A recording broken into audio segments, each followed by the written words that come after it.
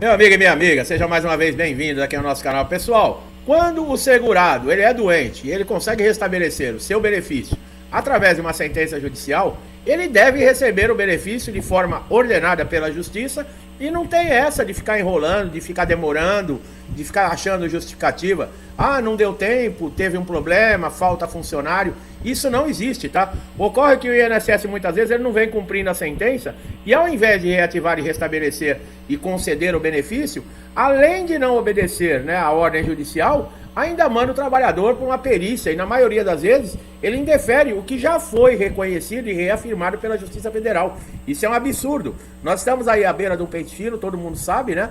Inclusive você que nos acompanha aqui no canal já viu muitos alertas com relação ao pente fino, como vai funcionar, quando vai começar, quais são os benefícios que vai ser chamado, quem não pode ser chamado. Se você não viu, acompanhe todos os vídeos aqui no canal. Então veja bem, além de não cumprir a ordem judicial, pode, por exemplo, convocar esse segurado para passar numa perícia, sem nem mesmo ter implantado o benefício, e cessar o benefício que não foi nem implantado. Nesses casos, o segurado tem direito, né, ao benefício dos modos judicial, afinal a sentença transitou em julgado. Portanto, o segurado, e principalmente se você tiver um advogado, tem que estar atento a tudo isso, tá? Ao pedido de cumprimento de sentença, fazendo com que o INSS ele cumpra, né, o processo que culminou na reativação do benefício, tá? Um advogado, pessoal, a gente fala que não é necessário você entrar na Justiça Federal com um advogado, você mesmo pode entrar com ação. Só que nesses casos é bom ter um advogado, tá? Portanto, executem o INSS, olha, cobrem multa. Dependendo do caso concreto, ainda lhe cabe um pedido de danos morais, como nós já falamos, tá? Caso você sofra graves consequências pelo não cumprimento da ordem judicial por parte do INSS, as multas pelo não cumprimento de sentença, e veja bem, danos morais e financeiros, tá? Você muitas vezes aí tem famílias que são despejadas por não pagar aluguel, muitas vezes por quê? Porque foi cessado o benefício do INSS indevidamente. Acontece. Quer dizer, você tem um prejuízo moral, você tem um prejuízo financeiro e você tem direito a entrar na justiça e cobrar tudo isso, tá? Apesar de vantagens de você pedir um benefício do INSS na justiça, entrar na justiça também, pessoal, é aquilo, né? Não garante que você vai ter o benefício concedido, né? Não é aquele papo, se o INSS não conceder, vai na justiça que você consegue. É que na justiça você tem mais liberdade, por exemplo, para análise e credibilidade, né? Porque um juiz vai seguir a lei, né? E o juiz, todos nós acreditamos na imparcialidade, né? Após a negativa do INSS, você pode entrar você mesmo com a ação, né? E esse juiz imparcial vai analisar todo o parecer, toda a documentação que você anexar no processo, inclusive o indeferimento do INSS, né? Que deve estar, por exemplo, numa carta que você vai receber, tem que estar anexado e mostrar quais são os motivos que o INSS alegou. E nesse caso, o que o juiz vai fazer? Ele vai analisar esses documentos e vai entrar com o processo, por exemplo, nomeando um perito judicial para ver se realmente a afirmação do INSS, que no caso aí na negativa, é que você não tem uma incapacidade. Esse perito judicial vai exatamente comprovar isso, se você está incapaz ou não. Sem perícia médica, você envia a documentação através do portal Meu INSS, né? Eles vão te conceder o benefício aí por 90 dias, sendo prorrogável por mais 90, né? Então daria aí 180 dias, tá? Mas caso, né, eles estão dizendo que você precise de mais tempo para ficar com o benefício, você deve fazer o pedido de prorrogação. Vai ser constante aí a atualização de documentação, sabe? Então fica bem esperto com isso para não ter nenhum problema, né? O benefício é para a pessoa que comprove, tá? Que está incapaz para o trabalho ou para sua atividade habitual. Durante a perícia médica, né, vai acontecer quando há um indeferimento da perícia. Vamos lá, você passou pela perícia e foi indeferido. Você tem que voltar ao trabalho? Tem, pessoal, tem que voltar ao trabalho, sim. Se você ficar mais de 30 dias, inclusive, sem retornar ao trabalho, pode dar abandono de emprego. Isso é sério, tá? Ah, mas a empresa não aceita que eu volte a trabalhar. Tudo bem, a empresa não aceite, ela que conteste a decisão do INSS de ter te dado uma alta indevida, e ela que tem a responsabilidade de pagar o seu salário enquanto ela estiver com recurso, tá? Isso serve para benefício de incapacidade temporária, que é o auxílio-doença, como também para aposentadoria por invalidez, né? Porque pode acontecer, o aposentado por invalidez ele se recuperar, passar na perícia e o perito dá uma alta e ele tem que retornar à empresa. Isso acontece, tá? Lembrando sempre, quando é doença ocupacional, 12 meses de estabilidade, tá, pessoal? Bom, o auxílio doença, quando ele é indefinido pelo INSS, o segurado retorna ao trabalho, tá? Ele tem direito, por exemplo, num caso que ficou com uma sequela que não seja permanente, mas que reduza a capacidade sua de trabalho, de receber um benefício indenizatório chamado auxílio acidente. Inclusive, muita gente não sabe que tem direito, né? Muitas vezes o perito dá alta para esse segurado, ele com essa sequela que diminuiu a sua capacidade, ele aceita a alta, volta ao trabalho e não exige nada. Por quê? Exatamente por falta de conhecimento, exatamente por não ter paciência de assistir um vídeo como esse, acaba perdendo dinheiro. Por quê? Porque o auxílio acidente, ele vai receber junto com o salário na empresa, né? Ele ficou com uma sequela que diminuiu a sua capacidade de trabalho, mas o perito sabe que ele pode continuar trabalhando, dá a alta, mas o perito não cumpre a obrigação, que seria dar a alta do auxílio doença e conceder o auxílio acidente. Agora, quando ele faz isso, ele já testa o conhecimento desse segurado. Se é um segurado que sabe o que está falando, vai falar: opa, peraí, doutor, eu fiquei com uma sequela aqui que reduziu a minha capacidade e eu sei que por lei eu tenho direito ao auxílio acidente. Pode ter certeza que o perito vai encostar na parede e vai pensar duas vezes em dizer não para você, né? Mas como as pessoas às vezes não estão interessadas em ter conhecimento, né? Nossa parte nós fazemos. E eu tenho certeza que tem muita gente aqui que está de olho em tudo que a gente fala para ter esse conhecimento. Qual que é a diferença, por exemplo, de uma perícia do INSS para uma perícia judicial? A primeira coisa que nós temos que falar, né? O perito judicial, ele não tem vínculo com o INSS, diferentemente do perito do INSS, que na maioria são clínicos gerais, concursados, né, funcionários públicos do INSS, e recebem pelo INSS. Se tiver que puxar para um lado a sardinha, para que lado que vocês acham que eles vão puxar? Agora, esses peritos judiciais que são nomeados por um juiz para fazer uma avaliação, eles não têm vínculo nenhum com o INSS, né? E o que eles vão avaliar? Eles vão avaliar toda a documentação, eles vão avaliar a sua condição de saúde.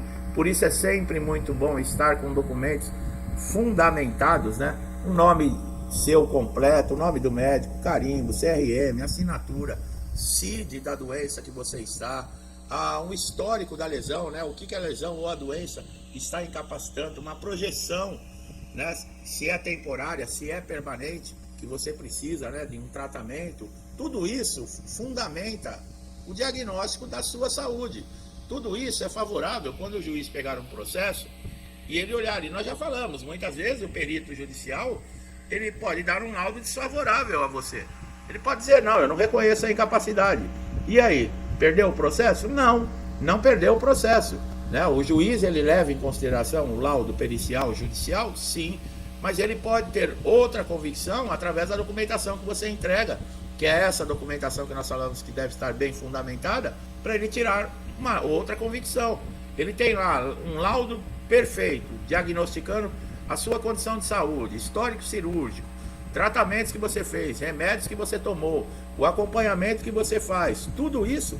Mas espera um pouquinho, esse segurado, ele faz tudo isso e o perito aqui, que eu nomeei, está dizendo que ele não tem nada, então tem alguma coisa errada. É por aí, tá, pessoal? Então o juiz, isso dentro do artigo 479 do Código do Processo Civil, diz que o juiz não está vinculado diretamente ao laudo pericial. Só que tem uma coisa: quando ele vai utilizar da sua própria convicção em outros elementos, ele justifica até qual foi os motivos que levaram, né, a ele desconsiderar a posição do perito, né, e considerar outros fatores, tá?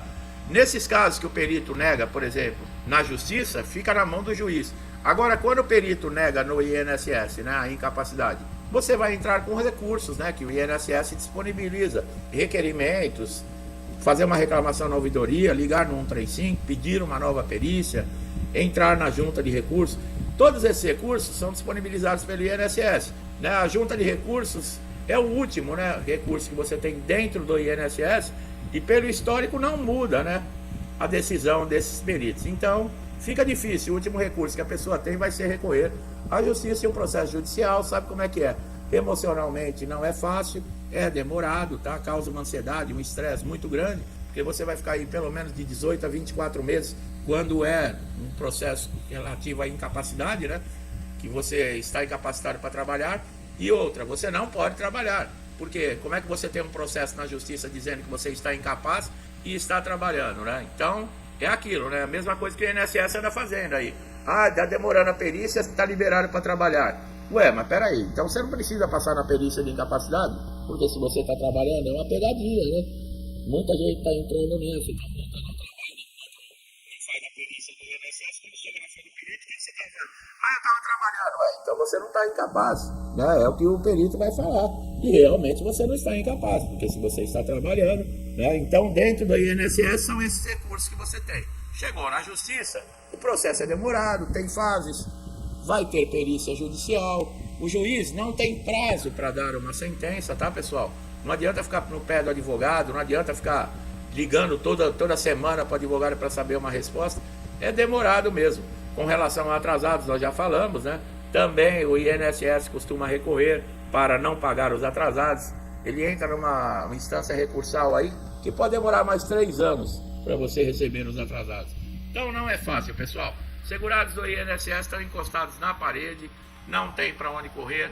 Quando a sentença é favorável, o juiz dá a sentença, o INSS tem de 30 a 45 dias para fazer a implantação do benefício, né, e o primeiro pagamento. Pelo menos isso, né? Quem está na reabilitação profissional não pode ter o seu benefício cessado ou pagamento cancelado, tá? Quem o juiz determinou uma data de cessação de benefício, né, depois da sentença, o INSS não pode chamar e cessar esse benefício durante a perícia, tá? Enquanto houver, né, estiver dentro do prazo determinado pela justiça. Então são esses recursos, né? Aposentados por invalidez com mais de 60 anos, que já fizeram 55 anos e estão recebendo o benefício há mais de 15 anos. E portadores de HIV estão livres de perícia, né? Isso são chamados aí aposentados definitivos. Por quê? Porque a lei garante que essas pessoas, nessas condições, né, não passem mais por perícia no INSS. São informações importantes, né? Nós estamos aguardando, como eu falei, vamos esperar aí o que o INSS vai determinar, né? A aposentadoria por invalidez depois da reforma da Previdência, que está pagando somente 60% daquilo que esse segurado ganhava enquanto estava na ativa, né? Depois da reforma da Previdência mudou os cálculos e esses segurados estão tendo esse tipo de prejuízo e o Supremo Tribunal Federal está julgando ver se é constitucional ou não, né? Eu estou torcendo para que julguem que é inconstitucional e todo aposentado por invalidez tenha direito a receber o valor praticamente que recebia quando estava na ativa.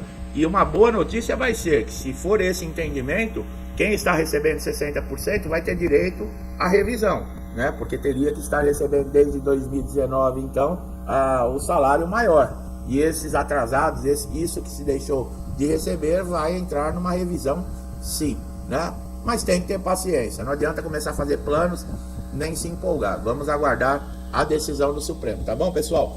O importante é vocês saberem que sempre nós vamos estar ligados aqui, antenados, para trazer atualizações. Você que está chegando aqui a primeira vez no canal, eu espero que vocês tenham gostado, que a informação tenha sido importante. Gostou do vídeo? Dá um like, compartilhe, se inscreva no canal, ative o sininho de notificação para você sempre receber nossos novos conteúdos em primeira mão. Meu amigo e minha amiga, muitos comigo desde o início do canal, eu não canso de agradecer, né? Principalmente pelo incentivo que me dão de trazer todos os dias novos conteúdos. Meu muito obrigado, que Deus abençoe a casa de vocês, a família de vocês, a vida de vocês. Com paz, saúde, prosperidade, amor, alegria, tudo de bom, tá? Tudo que eu desejo para mim, que Deus abençoe em vocês em dobro, tá? Eu deixo a todos um forte abraço e até os próximos vídeos.